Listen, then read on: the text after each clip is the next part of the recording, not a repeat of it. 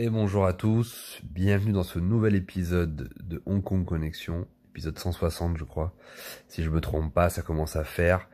Donc voilà, je vais revenir un petit peu je vais vous faire un peu des retours sur le festival Portrait de Hong Kong, hein. Je continue d'aller à ce festival et là il va y avoir du très très lourd puisque les prochaines séances ça va être The Lovers de Tsui Hark, Police Story de Jackie Chan ou encore la 36e chambre de Shaolin de Liu Xiaoliang. Donc si vous êtes à Paris ou dans le coin, n'hésitez pas à venir, ça va être du très très lourd. Donc aujourd'hui, j'ai eu la chance et le plaisir incroyable de revoir un de mes plus grands films hongkongais de wuxiapian chevaleresque héroïque avec une de mes idoles qui est Jimmy Wong Yu. Donc Un seul bras les tue à tous, One Armed Swordsman, le premier du genre. Le film mythique qui inventa pratiquement une certaine typologie de cinéma, le plus grand film pour moi sur le sabre manchot, puisque moi je sais qu'il y a beaucoup de fans de La Rage du Tigre. Je ne suis pas un grand fan de La Rage du Tigre parce que je ne suis pas un grand fan de l'incarnation héroïque par David Chiang. J'aime beaucoup Thi Lung, mais j'aime un peu moins David Chiang. Donc je préfère largement Jimmy Wong Yu à David Chiang. Donc moi, le fait qu'il y ait David Chiang dans La Rage du Tigre me ralentit un petit peu. J'adore David Chiang, par contre, quand il va être un peu plus âgé, dans des rôles un peu plus matures, il va être un peu plus vieux. Je le préfère à ses rôles plus jeunes. Quand je n'aime pas trop David Chiang dans les premiers Chevaux d'Or. Je le trouve trop chétif, trop malade, un peu. Voilà, je trouve qu'il transpire pas le charisme que peut avoir Jimmy Wong Yu ou Thi Lung à cette époque. Donc je reviens à Un seul bras les tue à tous, le premier film du genre qui nous conte en fait l'histoire du chevalier Fang Gong, qui est le fils en fait d'un guerrier, d'un chevalier qui servait sous les ordres d'un grand seigneur qui est interprété par un des plus grands acteur aussi hongkongais de l'époque qui s'appelle Tian Feng, qui est un acteur immense qui joue autant des rôles de méchant que des rôles de gentil. Là, il joue un rôle de gentil. Mais d'ailleurs, je crois que dans la suite de War Swordsman, il jouera le rôle du méchant. Donc il jouera un personnage différent, comme c'est souvent le cas. Et donc voilà, donc on retrouve donc Fang Gong qui est le fils d'un chevalier au service d'un seigneur plutôt juste, plutôt droit, qui va donc ce chevalier va se sacrifier pour son maître. On est toujours dans la tradition chinoise du sacrifice, de l'honneur, du code d'honneur et du confucianisme, etc. Donc on est toujours là-dedans. Donc il se sacrifie pour son seigneur et on va dire pour répondre à ce sacrifice, il va pour le remercier, le seigneur va prendre donc Fang Gong sous son aile et va le considérer comme son fils. Mais un fils un peu bâtard, puisque ça sera pas son fils de sang, ça sera un fils adopté d'un de ses disciples. Donc il va toujours être un peu considéré comme un bâtard, mal vu par les autres disciples, voilà, plutôt jugé de loin, etc. Et au début du film, il va être confronté à une chose qui va déterminer en fait toute sa vie, c'est qu'il va se faire couper le bras droit, par la fille du seigneur en question, qui est une espèce d'archétype en fait de la femme enfant pourri gâtée, un profil que je connais bien, et qui est en fait amoureux de Fang Gong, mais qui est beaucoup trop jeune et beaucoup trop immature pour l'admettre. Et comme elle se fait systématiquement humilier par son humilité, sa force, son charisme, son détachement naturel et sa puissance, elle va de manière totalement lâche et en fait comme une petite fille qui a fait une énorme bêtise et qui est complètement conne, qui va lui couper le bras. Et ça va être la grande tragédie de ce personnage qui va se retrouver sur les routes, errant avec son bras en moins, qui va tomber complètement, qui va être laissé pour mort dans la nature comme ça, et qui va être recueilli par l'inverse de la femme enfant gâtée en question, qui va être la femme traditionnelle, forte, la femme mature qui va le recueillir. Et en fait, du coup, ce qui est très intéressant en fait dans ce film, c'est qu'est-ce que tu perds, qu'est-ce que tu gagnes, et c'est tout le parcours du personnage en fait. C'est qu'il va effectivement perdre son bras, qui est en fait une humiliation, puisqu'en fait sans son bras, il ne peut plus devenir chevalier, il ne peut plus se mettre à la hauteur de son père qui s'était sacrifié et à qui il lui avait promis de devenir chevalier, etc. Et ça va être une tragédie pour lui. et il va se résigner à devenir paysan, à cultiver la terre, mais en contrepartie à devenir un homme, en fait, de la tradition, d'une autre forme de tradition, puisqu'il va devenir un homme, un agriculteur, un paysan, qui va épouser une femme droite, digne, dont il va éperdument tomber amoureux d'ailleurs, puisque ça sera la femme qui l'a aidé à s'en sortir, et il lui devra une dette infinie à cette femme-là, mais en même temps il va aussi tomber amoureux d'elle, mais il ne pourra pas complètement accepter son destin, puisqu'on est dans un film de Hong Kong qui prend ses racines dans la culture chinoise, et dans la culture chinoise on ne fait pas défaut à son maître, et on est lié à son maître pratiquement jusqu'à la fin. En tout cas, on est au service de son maître, et le personnage va être obsédé par une chose, c'est qu'il va à la fois promettre à sa compagne donc de cultiver la terre et de renoncer à une vie de chevalier et donc de combat et d'arts martiaux, mais en contrepartie il ne pourra pas s'empêcher, sachant que son maître a des problèmes liés à un autre clan, c'est toujours les mêmes histoires, hein, liés à un autre clan qui veut le pouvoir et qui veut prendre sa tête, il va quand même par piété filiale prêter main forte à son maître, et il va tout faire pour voilà conserver cette espèce de fragile équilibre entre la promesse qu'il a faite à sa nouvelle promise et la promesse qu'il a faite à son père d'être toujours honorable envers son maître. Il va toujours voilà être un petit peu entre, et c'est très intéressant, il est toujours sur une espèce de fil en déséquilibre sur ces deux choses. Et d'ailleurs j'avais vu une conférence avant le film dont un intervenant dont j'ai oublié le nom, je m'en excuse, mais qui parlait du Jianghu. Et c'était très intéressant puisqu'il expliquait effectivement que le Jianghu, c'était le moment où on coupe en fait le lien entre soi et la tradition, en fait. Et alors qu'en fait c'est un peu plus compliqué que ça, puisqu'en fait le Jianghu, moi ma femme étant chinoise, elle m'a un petit peu expliqué ce que c'est. D'ailleurs je tiens à faire une petite parenthèse, à chaque fois que je dis que ma femme est chinoise, ce n'est pas pour dire que ma femme est chinoise et pour mettre ça en avant, c'est pour expliquer en fait le point de vue chinois sur ce type d'histoire, sur ce type de définition. Alors arrêtez de m'emmerder, je sais pas si vous m'écoutez, mais il y en a deux trois qui me cassent les couilles avec ça ces derniers temps, en me disant que je parle toujours de ma femme chinoise. Oui, je parle de ma femme chinoise, pas pour simplement dire qu'elle est chinoise, mais pour aussi mettre ça en perspective et donner le point de vue chinois aux gens, en fait, puisque quand tu vis avec quelqu'un qui est d'une autre culture, tu apprends énormément de choses à son contact. Voilà, bande d'abrutis. Là, je parle pas des gens qui me suivent, je parle des trolls et des gens qui disent n'importe quoi et qui n'ont pas de cerveau, mais ça va être un peu aussi un coup de gueule aussi cette vidéo, parce que j'ai beaucoup de pendules à remettre à l'heure aussi, parce que j'ai vécu une séance particulièrement compliquée. Je vais vous en parler après. Et donc voilà, dans le point de vue chinois, le Jianghu, c'est pas uniquement, donc c'est la traduction, c'est les rivières et les lacs, et c'est souvent utilisé pour dépeindre effectivement dans les récits traditionnels les chevaliers, et aussi plus tard dans les récits plus modernes la figure du bandit, du gangster. Mais ça, en fait, ce n'est pas que ça. En fait, c'est aussi le moment où n'importe qui va couper le lien avec sa famille en Chine, dans la culture chinoise. Donc moi, par exemple, ma femme, qui est pas, j'en reparle, hein, désolé, est partie de Chine pour se marier avec avec un Français, et pour vivre une vie que ne voulaient pas forcément ses parents.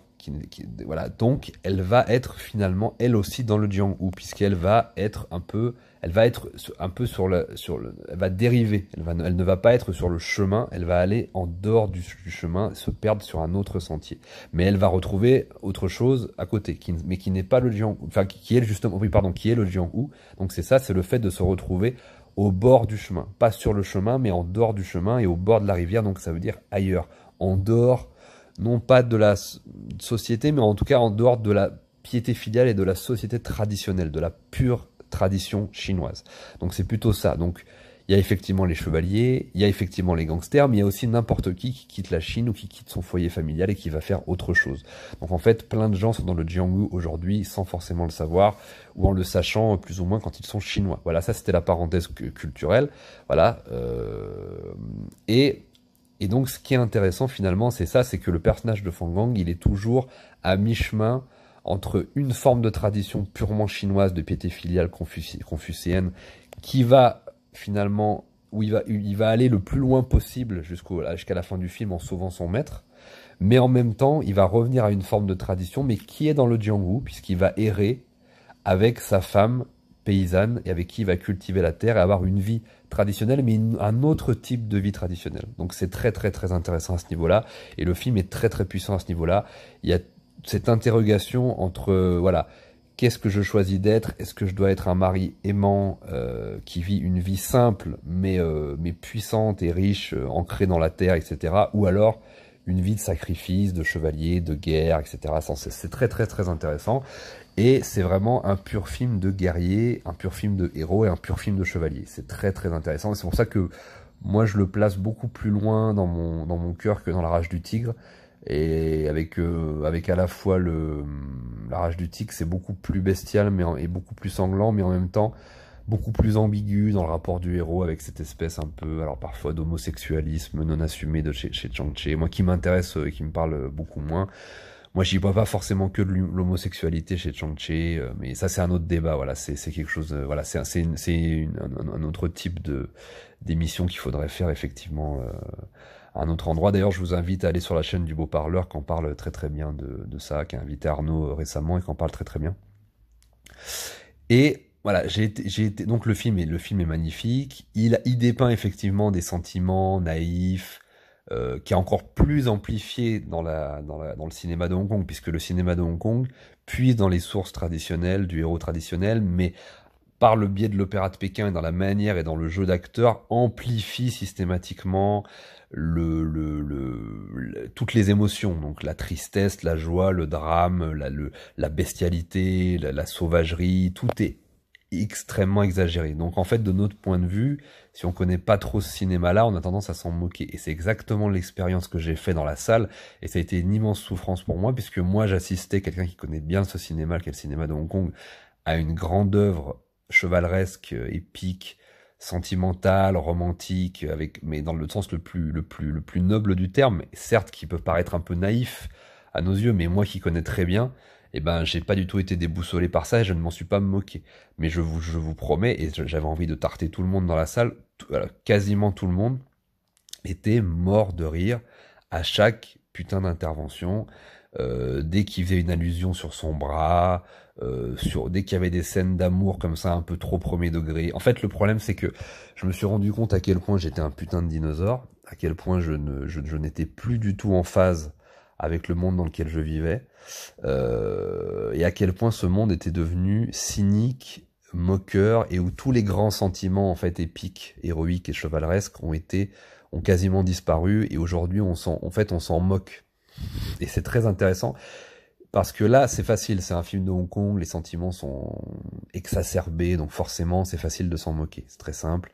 Moi, je serais curieux de voir, par exemple, une séance de Braveheart, par exemple, parce que les Américains sont un peu plus subtils, par exemple, ou les Européens, que les Hongkongais dans cette peinture de sentiments.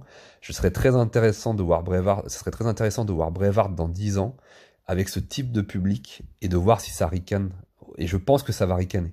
Je pense qu'à chaque intervention, et je pense même, il est fort possible que peut-être qu'à la fin, quand William Wallace criera liberté en se faisant couper la chair, les gens considèrent ça comme du nanar, quoi.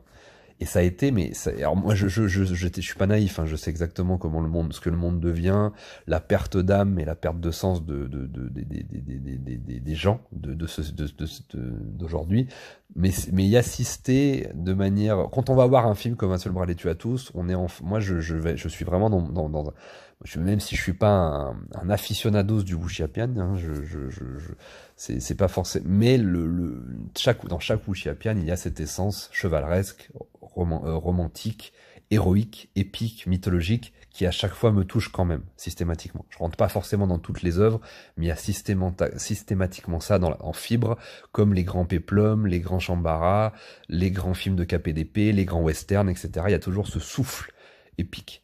Et ça a été très déstabilisant pour moi d'assister à ça, puisque j'étais avec un public vraiment, mais de gens qui avaient perdu leur âme, quoi. Ils regardaient vraiment ça comme s'ils assistaient à un nanar. Alors il y avait des scènes effectivement très drôles qui prêtaient effectivement le film à parfois des moments très très très très amusants, notamment par la présence de certains dialogues, certaines situations qui sont drôles, oui.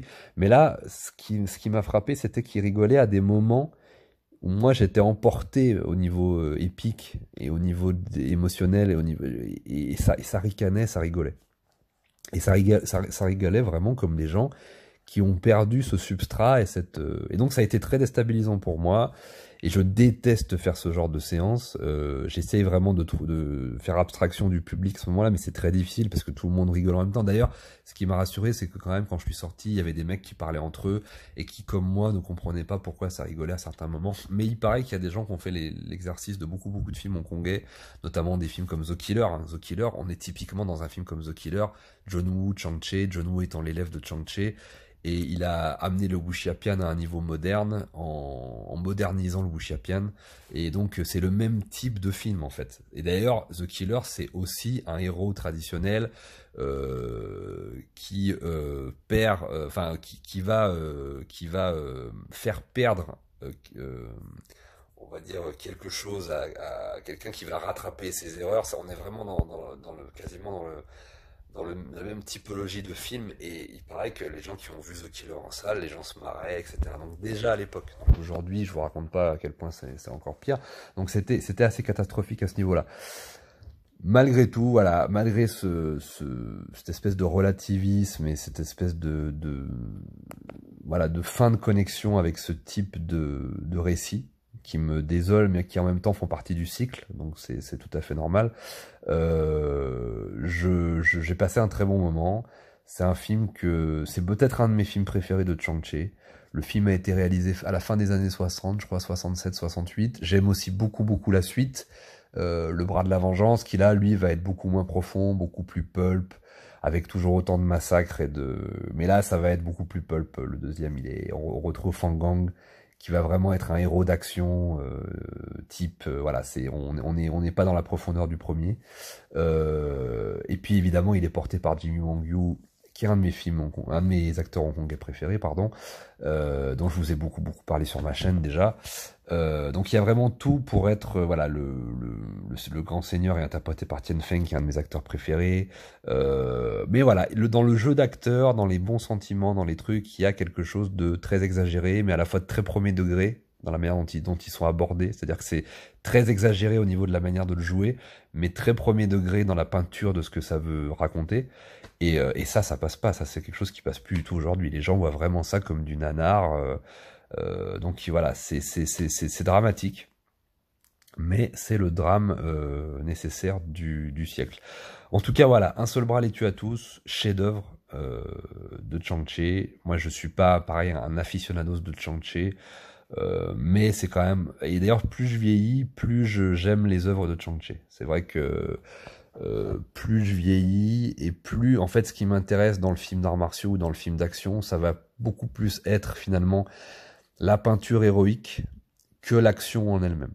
Donc finalement, eh ben, plus j'avance, plus j'aime les films de Chang-Che, même si je suis pas un aficionado de base, eh ben, plus j'avance, plus je vieillis, plus j'arrive à apprécier, puisque effectivement, il a quand même porté la figure héroïque et chevaleresque à un niveau très haut, et beaucoup plus que Liu Xiaoliang par exemple, ou que Chu Yan, même si ils ont aussi cette dimension-là. Chu Yan va beaucoup plus mettre en avant des intrigues labyrinthiques et une magnifique peinture, dans de magnifiques décors, de magnifiques, voilà, ça va être des films visuellement magnifiques, mais la pure essence du héros de manière très sèche, finalement, n'est pas forcément ce qui est le plus mis en avant.